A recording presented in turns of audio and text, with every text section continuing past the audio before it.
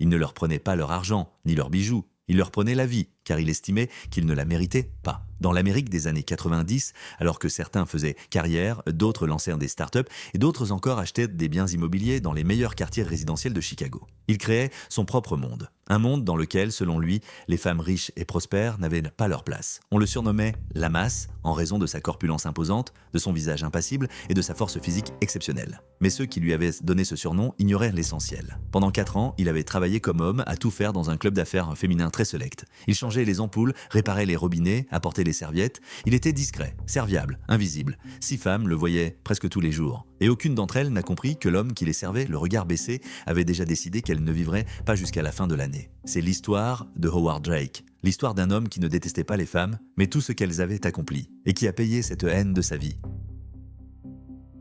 Marjorie Ann Collins avait 39 ans. Elle possédait une petite entreprise spécialisée dans l'organisation d'événements corporatifs. 12 employés, un bureau dans le centre d'affaires de Hinsdale, une clientèle stable composée d'entreprises locales. Ce n'était pas un empire, mais une entreprise solide, bâtie à partir de rien, qu'elle avait lancée en 1989 avec de l'argent emprunté alors qu'elle avait 33 ans. Elle vivait seule dans une maison mitoyenne louée à Oak Brook, un quartier calme, avec des pelouses bien entretenues et des maisons équipées de garages pour 2 voitures. Ses voisins la connaissaient comme une femme qui partait tôt et rentrait tard. Elle parlait rarement aux gens dans la cour, non pas parce qu'elle était arrogante, mais simplement parce qu'elle n'avait pas le temps. Son emploi du temps était organisé en fonction des horaires de ses clients et elle consacrait ses heures libres à remplir des documents, passer des coups de fil et préparer la semaine suivante. Les mardis et jeudis, Marjorie se rendait à Laura Wellness, un club de bien-être haut de gamme réservé aux femmes situé dans une rue calme entre Oak Brook et Hinsdale. L'abonnement coûtait $240 par mois, ce qui était beaucoup pour le début des années 90. Mais pour Marjorie, ce n'était pas un luxe, mais 2 heures qu'elle s'accordait pendant sa semaine de travail. Piscine, sauna, parfois massage, elle arrivait vers 19h et repartait vers 21h. Le personnel du club la connaissait comme une cliente réservée, polie, mais distante. Elle n'engageait pas la conversation avec les administrateurs, ne discutait pas de sa vie privée avec les entraîneurs. Elle saluait d'un signe de tête et remerciait brièvement. L'une des employées dira plus tard à l'enquêteur que Marjorie n'était pas impolie mais semblait toujours avoir l'esprit ailleurs. Howard Drake la voyait 2 fois par semaine depuis 1 an et demi. Il changeait les filtres du système de ventilation lorsqu'elle passait devant lui. Il nettoyait les vestiaires pendant qu'elle s'entraînait dans la salle. Un jour, elle lui a demandé de réparer son casier dont la serrure était bloquée. Il l'a réparé. Elle lui a dit « merci » et est partie sans le regarder dans les yeux. Dans sa logique, cela suffisait. Il ne voyait pas en elle une personne fatiguée après une journée de travail de 12 heures. Il voyait une femme qui avait construit quelque chose et qui le regardait à travers lui comme à travers une vitre. Pour Marjorie, il faisait partie du décor comme la fontaine à eau dans le couloir ou le porte-manteau à l'entrée. Pour lui, elle était la confirmation de ce qu'il croyait depuis longtemps. Ils étaient tous pareils. À ce moment-là, les 2 femmes étaient déjà mortes. Marjorie fut la 3e. Le 17 octobre 1994, elle a quitté le club à 21h03, comme l'a enregistré la caméra du parking. Elle est montée dans sa Honda Accord grise et a pris la direction de York Road pour rentrer chez elle. Le trajet dure 4 minutes, elle n'est pas rentrée chez elle. À 23h40, son partenaire commercial l'a appelée chez elle pour discuter d'un contrat prévu pour la semaine suivante. Personne n'a répondu. Il a rappelé à minuit, puis à 1h du matin. Le lendemain matin, il s'est rendu chez elle. La voiture était garée dans une ruelle, à 2 pâtés de maison de la maison. Le moteur était éteint, les clés se trouvaient sur le siège passager. Le sac contenant les documents était sur la banquette arrière. Marjorie n'était pas dans la voiture. Son corps a été retrouvé 11 jours plus tard dans une zone industrielle au sud de Chicago, dans un quartier où elle n'était jamais allée. La police d'Oak Brook a classé l'affaire comme un probable vol avec homicide. Le quartier où le corps a été découvert, Englewood, figurait parmi les 3 quartiers les plus dangereux de la ville. En 1994, plus de 70 meurtres ont été enregistrés dans ce seul quartier. Un autre corps, retrouvé dans une zone industrielle, n'a suscité ni question ni soupçon. Personne n'a fait le lien entre sa disparition et le club. Personne n'a prêté attention à cet homme discret qui, ce soir-là, a terminé son service 15 minutes plus tard que d'habitude. Et c'est précisément cela qui le rendait invisible. Et maintenant, qui était l'homme qui se cachait derrière tout cela? Comment est-il devenu ainsi? Et pourquoi 6 femmes ont-elles payé pour une haine qui s'était formée bien avant leur apparition dans sa vie? Howard Drake est né en 1948 à Joliet, dans l'Illinois, une ville industrielle située à une 60aine de kilomètres au sud-ouest de Chicago. Il n'a jamais connu son père. Sur son certificat de naissance, la case « père » était laissée en blanc. Sa mère, Doris Drake, l'a élevé seule et le mot « élevé » mérite ici une sérieuse réserve. Doris n'était pas une mère célibataire typique qui travaillait 2 emplois pour subvenir aux besoins de son enfant. C'était une femme dont les ambitions dépassaient largement ses capacités et dont la boussole morale avait depuis longtemps cessé de fonctionner. Au début des années 60, alors que Howard avait environ 13 ans, Doris a lancé ce que l'on appellerait aujourd'hui une pyramide financière. Elle collectait de l'argent auprès de ses voisins, de ses connaissances et de ses collègues de travail en leur promettant de l'investir dans un fonds immobilier qui n'existait pas. Le système reposait sur son charme, son dynamisme et sa capacité à convaincre les gens qu'elle savait comment faire fructifier de grosses sommes d'argent. Pour Howard, cela signifiait une seule chose, une maison où les règles changeaient constamment. Quand tout allait bien, Doris achetait de nouveaux meubles, déménageait dans un appartement plus agréable, emmenait son fils dans des restaurants chers. Quand le système échouait, ce qui arrivait régulièrement, elle devenait différente. Froide, irritable, accusatrice. Howard devint sa cible. Pas physiquement, Doris n'a jamais frappé son fils, mais elle l'utilisait systématiquement comme cible pour ses agressions verbales. Lorsque les investisseurs commençaient à poser des questions, lorsque l'argent ne suffisait pas, lorsqu'une autre connaissance menaçait d'appeler la police, elle rentrait à la maison et expliquait à Howard que tout était de sa faute, qu'il la tirait vers le bas, que sans lui, elle aurait quitté Joliet depuis longtemps, qu'il était la raison pour laquelle elle ne pouvait pas devenir ce qu'elle méritait d'être. Il avait 13 ans lorsqu'il a entendu pour la première fois cette phrase, qu'il allait ensuite entendre des centaines de fois « Tu es un boulet pour moi ». Il avait 15 ans lorsqu'elle a cessé de lui préparer à manger, déclarant qu'il était assez grand pour prendre soin de lui-même. Il avait 16 ans lorsqu'elle est partie 3 semaines à Indianapolis avec un nouveau partenaire commercial sans laisser ni argent ni mots. À l'école, Howard était celui que les enseignants décrivaient en un mot « discret ». Pas problématique, pas agressif, pas stupide, juste calme. Il s'asseyait au fond de la classe, ne levait pas la main, ne participait pas au jeu collectif. Il parlait rarement de lui-même et choisissait toujours d'adopter une position d'observateur. Plusieurs de ses camarades de classe se souviennent plus tard que Howard pouvait passer toute une journée sans dire un mot et que personne ne le remarquait. Il n'avait pas d'amis, non pas parce qu'il les avait perdus, mais parce qu'il n'en avait jamais eu. Il ne cherchait pas à nouer des contacts, au contraire, il évitait les gens, gardant son monde intérieur fermé. La seule chose qui attirait son attention était le travail manuel. Il pouvait passer des heures à démonter et remonter des mécanismes, serrures, moteurs, appareils électroménagers. Son professeur de technologie remarqua un jour que Howard avait démonté et remonté un projecteur scolaire cassé en 40 minutes sans poser la moindre question. Ce fut la seule fois où un adulte lui accorda une attention positive. Dès son plus jeune âge, il montrait déjà des signes de contrôle obsessionnel. Howard tenait un cahier dans lequel il notait l'emploi du temps de sa mère. Quand elle partait, quand elle rentrait, avec qui elle parlait au téléphone, quel nom elle mentionnait. Il ne le faisait pas par curiosité, il le faisait parce qu'il essayait de prédire son comportement. Quand aurait lieu la prochaine explosion, quand l'accuserait-elle à nouveau de tout, quand disparaîtrait-elle pendant une semaine. Le contrôle lui procurait un sentiment de sécurité. Le seul sentiment de sécurité qu'il avait? À 17 ans, il a quitté l'école et s'est trouvé un boulot d'assistant plombier. À 20 ans, il bossait comme manœuvre sur un chantier. À 24 ans, il avait déjà la réputation d'être un artisan fiable, capable de réparer tout et n'importe quoi, du câblage électrique aux égouts. Il ne parlait pas plus que nécessaire avec ses collègues, n'allait pas dans les bars après le travail et ne discutait pas de sa vie privée. Le chef d'équipe d'un des chantiers dira plus tard à la police: il était comme un outil. On le prend, on l'utilise, on le range. Il ne se plaignait jamais et ne souriait jamais. À 30 ans, Howard Drake était un homme que l'on pouvait décrire en un mot: fonctionnel. Il travaillait, payait son loyer, mangeait, dormait. Il n'avait pas de relations, pas de passe-temps, pas de projet. Son caractère s'était forgé dans un contexte d'isolement permanent et à cet âge, l'isolement n'était plus une circonstance, mais un choix. Mais en lui, une logique qui s'était formée au fil des ans était déjà à l'œuvre. Une logique selon laquelle une femme forte n'est pas un être humain, mais une construction. Un décor factice derrière lequel se cachent le mensonge, la manipulation et la volonté de détruire tous ceux qui sont plus faibles. Sa mère avait bâti son petit empire sur l'argent et la confiance d'autrui. Et dans son esprit, toutes les femmes qui avaient réussi avaient fait de même. Elle le cachait simplement mieux. Il semblait insignifiant parmi ses connaissances, mais en lui mûrissait déjà sa propre logique du monde. Une logique dans laquelle il n'y avait pas de place pour les demi-mesures. Il y a les faibles, et il y a ceux qui font semblant d'être forts. Et ces derniers méritent d'être démasqués. Personne n'a pris ces incidents au sérieux, mais ils ont été les premiers signes de son comportement futur. À 26 ans, Howard a été licencié de son poste d'agent d'entretien dans un immeuble de bureau après que la directrice ait trouvé dans l'arrière-boutique un carnet contenant des notes détaillées sur les horaires de 4 employés. Qui arrive à quelle heure, qui part à quelle heure, qui déjeune avec qui reste tard. La directrice a appelé la sécurité. Howard a été expulsé du bâtiment le jour même. La police n'a pas été appelée car on a estimé qu'il s'agissait d'un comportement étrange, mais pas d'une menace. À 29 ans, un autre incident s'est produit. Il travaillait à la rénovation d'une maison privée dans la banlieue de Naperville. La propriétaire de la maison, une avocate de 42 ans, lui a demandé de ne pas venir le mardi, jour où elle recevait ses clients. Il a ignoré sa demande à 2 reprises. La 3e fois, elle a haussé le ton. Il a rassemblé ses outils en silence et est parti. 2 jours plus tard, la propriétaire a trouvé dans sa boîte aux lettres une facture de 7 $ pour les travaux effectués. Avec la mention « pour le service ». Elle l'a jetée et l'a oublié, mais pas lui. L'événement qui a définitivement levé les restrictions internes de Howard Drake s'est produit en 1991. Il avait alors 43 ans. À ce moment-là, il n'avait plus parlé à sa mère depuis 15 ans.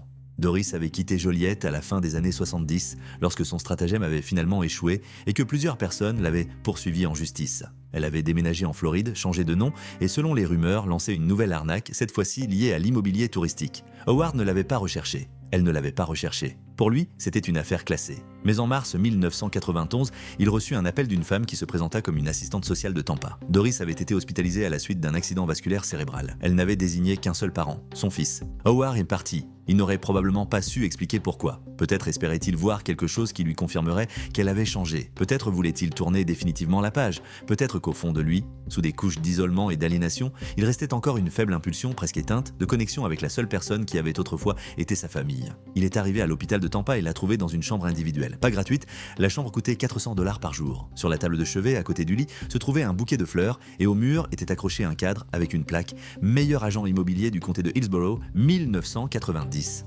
Doris était allongée, partiellement paralysée mais consciente. Elle l'a reconnu. La première chose qu'elle lui dit n'était pas « Je suis contente de te voir » ni « Excuse-moi ». Elle lui dit qu'elle avait besoin qu'il signe les papiers pour toucher l'assurance. Elle le dit sur le même ton que celui qu'elle avait utilisé 25 ans auparavant pour lui demander de débarrasser la table. Howard a passé 3 jours à Tampa. Pendant ce temps, il a appris que Doris possédait 2 biens immobiliers, qu'elle avait un compte bancaire avec une somme qu'il n'avait pas gagnée en 5 ans et qu'elle était connue dans le milieu des affaires locales comme une femme énergique et prospère qui s'était faite toute seule. Elle est devenue ce qu'elle avait toujours voulu être, une femme accomplie, respectée, indépendante. Et elle l'a fait, en le quittant, en lui reprochant tous ses échecs et en ne l'appelant pas une seule fois en 15 ans. Howard a quitté Tampa sans signer les papiers. Il n'a pas fait de scène, il ne lui a pas dit ce qu'il avait accumulé pendant des années, il est simplement parti, en silence, comme toujours. Mais ces 3 jours l'ont changé à jamais. Les psychologues criminologues qui ont travaillé sur le dossier ont ensuite souligné que cet épisode avait été le catalyseur. Non pas parce que Doris l'avait encore une fois blessé, mais parce qu'il avait compris que le système fonctionnait. Que la femme qui avait menti, manipulé et détruit avait tout obtenu. La reconnaissance, l'argent, le statut et aucune punition. À ce moment-là, quelque chose en lui s'est définitivement transformé. Ce n'est pas cassé, mais transformé. La logique qui s'était formée au fil des ans, entre suspicion et irritation, a reçu sa confirmation finale. Sa mère lui a prouvé ce qu'il avait peur de croire jusqu'au bout. On peut bâtir un empire sur le mensonge, et le monde vous en récompensera. Ce moment ne l'a pas transformé en monstre, il a simplement supprimé la dernière barrière qui le maintenait encore dans la normalité. Après Tampa, ses décisions sont devenues directes, froides et sans hésitation. Il est retourné dans l'Illinois et, 6 mois plus tard, il a trouvé un emploi de manœuvre chez Aura Wellness, un club de bien-être haut de gamme pour femmes situé dans la banlieue de Chicago. Dans ce club, chaque cliente était pour lui le reflet de Doris. Brillante, sûre d'elle, autoritaire. Et il n'avait plus l'intention de se contenter d'observer. Le système a échoué et il n'y a pas vu une tragédie mais une opportunité.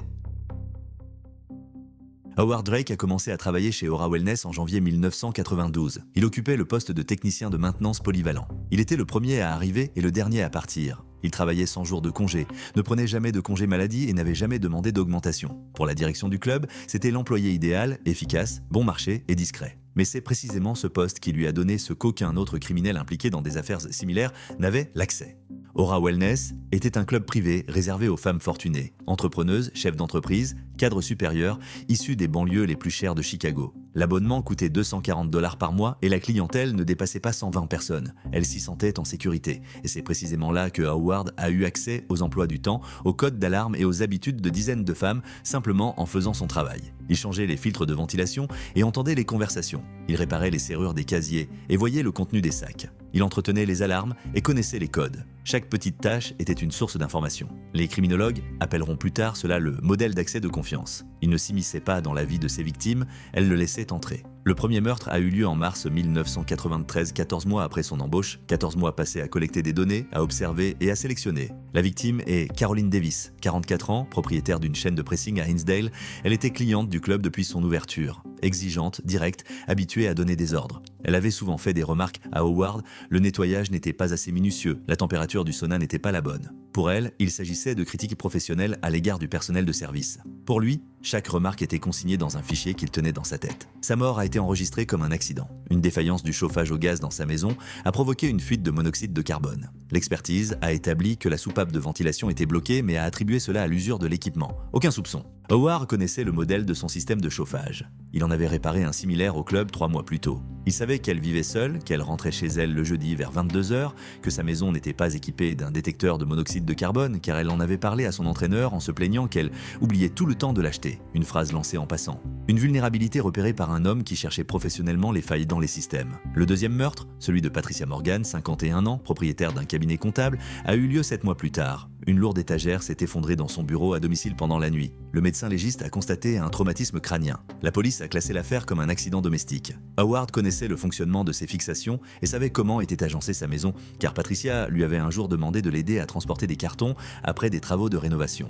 2 meurtres au cours de la première année, tous deux déguisés en accident. Tous deux planifiés avec une précision d'ingénieur où l'arme utilisée était la compréhension du fonctionnement des systèmes domestiques et de leurs limites. Il n'attaquait pas, il concevait. Après le 3e meurtre, celui de Marjorie Collins en octobre 1994, sa méthode a changé. Il est devenu plus audacieux. Marjorie n'est pas morte à la suite d'un accident. Son corps a été retrouvé à Englewood, l'un des quartiers les plus dangereux du sud de Chicago, où plus de 70 meurtres ont été enregistrés cette année-là. La police a classé l'affaire comme un vol avec homicide. C'est à ce moment-là que sa tactique a fait un bond en avant. Il ne se cachait plus derrière des accidents domestiques, mais utilisait désormais l'environnement urbain comme couverture. Le Chicago des années 90, avec ses guerres de gangs, son marché de la drogue instable et sa police débordée, était la couverture idéale. Le corps d'une femme aisée, retrouvée dans un ghetto, était automatiquement classé dans la catégorie crime de rue. Personne ne cherchait de lien avec le club UP, situé à une trentaine de kilomètres à l'ouest. Les 4e et 5e victimes, en 1995 et 1996, ont été tuées selon le même mode opératoire. Transport vers des zones dangereuses, simulation d'une agression. Il utilisait le fourgon de service du club et choisissait les nuits où les caméras des stations-service fonctionnaient mal. Il savait quelles caméras fonctionnaient et lesquelles ne fonctionnaient pas, car il entretenait le système de vidéosurveillance du club et comprenait le fonctionnement de ce type de système. À chaque meurtre, sa confiance grandissait. Et à chaque fois, il changeait d'arme. Ses premières victimes sont mortes à cause de problèmes techniques. Monoxyde de carbone, effondrement. Les suivantes ont été tuées avec ses outils de travail. Clés à molette, serviettes allongées, marteau lourd. La masse, celle-là même qui lui a valu son surnom, n'a été utilisée que 2 fois lorsque la victime a opposé une résistance. Il ne prévoyait pas de violence, il prévoyait le contrôle. Mais lorsque le contrôle échouait, la rage qu'il cachait derrière sa logique d'ingénieur refaisait surface. Le 6e meurtre a eu lieu au début de l'année 1997. À ce moment-là, la police n'avait toujours pas établi de lien entre les 6 affaires. Le mode opératoire variait, les lieux où les corps avaient été découverts ne correspondaient pas, les victimes vivaient dans différentes banlieues et leurs affaires relevaient de différentes juridictions. La police d'Oakbrook, Hinsdale, le département du shérif du comté de DuPage et la police de Chicago. Dans les années 90, la coordination entre les services était minimale. Chaque meurtre faisait l'objet d'une enquête isolée et aboutissait à une impasse isolée. Pendant ce temps, Howard Drake continuait à aller travailler. Il changeait les ampoules, il réparait les robinets, il collectait des données et il emportait les trophées. Après chaque meurtre, un objet disparaissait du domicile ou du bureau de la victime. Pas d'argent, pas de bijoux, mais quelque chose qui symbolisait la réussite. Un diplôme universitaire encadré, le premier billet de banque gagné sous verre, une récompense professionnelle, ce que ces femmes accrochaient au mur comme preuve de leur réussite. Il emportait tout cela dans une niche cachée sous le plancher de sa caravane. Il y avait aussi 6 enveloppes soigneusement signées. Chacune contenait une facture pour un petit service domestique. Remplacement d'un robinet, 11 $. Réparation d'une porte, 9 $. Installation d'une étagère, 7 $. Ce n'étaient pas des reçus. C'étaient des messages, des rappels de ce que, selon sa logique, leur vie valait réellement. Il ne les a jamais laissés sur les lieux du crime. Ils étaient, pour lui, pas pour eux. Un rituel intérieur qui confirmait sa vision du monde. Mais au début de l'année 1997, une première fissure est apparue dans son système. Pas à l'extérieur, mais à l'intérieur. Une nouvelle cliente est arrivée au club. Jeune, âgée de 28 ans, propriétaire d'une start-up informatique, elle n'était pas comme les autres. Elle le saluait par son prénom. Elle lui demandait comment il allait. Un jour, elle lui a apporté un café sans raison particulière. Elle le regardait dans les yeux et le remerciait, non pas de manière formelle, mais comme si elle le pensait vraiment. Pour n'importe qui d'autre, cela aurait été une simple marque de politesse. Pour Howard Drake, cela devint une erreur systémique. Elle ne correspondait pas à son modèle, elle était brillante mais pas froide, autoritaire mais pas arrogante, elle le traitait comme un être humain. Cela détruisait sa motivation, car si au moins l'une d'entre elles était réelle, cela signifiait que son modèle du monde était erroné, et il ne pouvait pas l'accepter. Il a commencé à la surveiller, non pas comme une future victime, mais comme une anomalie qu'il fallait expliquer. Il cherchait en elle un défaut, une preuve qu'elle était comme les autres, que sa gentillesse n'était qu'un masque, que derrière son sourire se cachait la même Doris. Il est devenu imprudent. Il se montrait à ses côtés plus souvent que ne l'exigeait son travail. Il manifestait de l'irritation envers les autres clientes. Un jour, il a répondu sèchement à l'administrateur, ce qui ne lui ressemblait absolument pas. L'ingénieur perdait le contrôle de son propre système. Et c'est précisément cela qui a marqué le début de sa fin. Le fil qui a conduit à Howard Drake était ténu et tout à fait fortuit. En février 1997, les détectives de la brigade criminelle de la police de Chicago enquêtaient sur la mort de la 5e victime, Diane Sheffield, 47 ans, propriétaire d'une agence de publicité. Son corps a été retrouvé dans une zone industrielle au sud-ouest de la ville, dans le quartier de Back of the Yards. Classification : vol. L'affaire était sur le point d'être classée. Mais l'un des détectives, Raymond Sullivan, qui travaillait depuis 22 ans dans le service, remarqua un détail que les autres avaient de la manquer. En visionnant les enregistrements des caméras de surveillance des stations-service les plus proches, il a remarqué un fourgon sur une image granuleuse. Blanc, utilitaire, sans plaque d'immatriculation, mais avec une rayure caractéristique sur le pare-choc arrière. L'enregistrement était de mauvaise qualité et il était impossible de lire le numéro. Mais Sullivan a conservé l'image. 3 semaines plus tard, alors qu'il travaillait sur une autre affaire, il passait devant Laura Wellness. Un fourgon blanc était garé sur le parking réservé au personnel du club. Il avait une rayure sur le pare-choc arrière. Cela ne prouvait encore rien. Il y avait des milliers de fourgonnettes blanches dans la banlieue de Chicago. La rayure pouvait être une coïncidence. Mais Sullivan était de ces détectives qui ne croisaient pas aux coïncidences. Il nota le numéro de la fourgonnette et le tapa dans la base de données. La fourgonnette était enregistrée au nom du club. Il a ensuite demandé la liste des employés qui y avaient accès. La liste était courte, 3 personnes. L'une d'elles était Howard Drake. Sullivan a commencé à creuser. Et plus il creusait, plus le tableau devenait clair. La première chose qu'il fit fut de rassembler les dossiers de toutes les femmes issues des banlieues riches décédées dans des circonstances suspectes au cours des 4 dernières années. 2 accidents et 4 cambriolages. 6 dossiers provenant de différentes juridictions que personne n'avait encore mis en relation. Lorsque Sullivan les a étalés sur la table, il a vu ce que personne n'avait vu auparavant. Les 6 femmes étaient ses clientes du même club. Deuxièmement, il a demandé les horaires de travail de Howard Drake pour toute la période. Et il a découvert que le soir de chacune des 6 disparitions, Drake avait soit travaillé tard, soit quitté le travail plus tard que d'habitude. 6 sur 6.